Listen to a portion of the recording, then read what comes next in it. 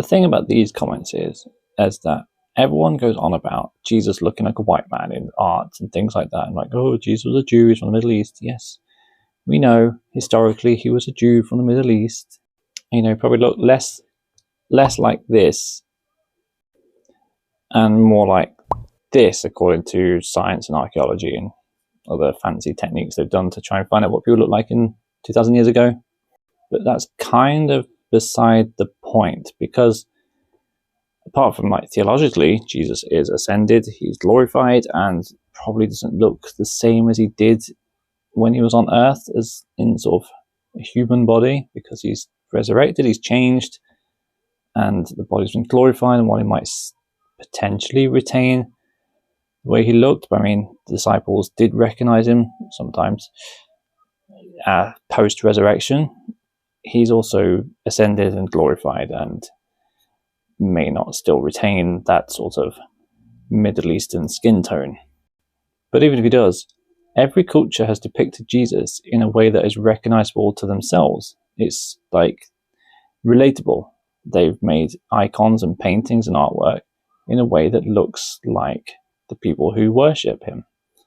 Here's a few examples. So the Byzantine icon here casts Jesus in a sort of southeastern European sort of light, the features and things.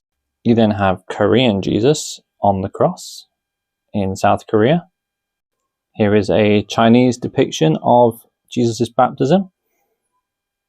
This is a Russian icon of Jesus looking like traditional SARS, I think that's how you say it.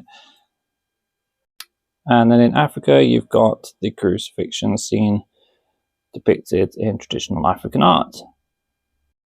So as you can see, wherever you look in the world, different cultures have depicted Jesus in ways that reflect the people who worship him and who live in that culture. Because although Jesus did exist in a certain form and human body at a certain point in time, he is also relatable to everybody in every culture in a way that we can see ourselves in.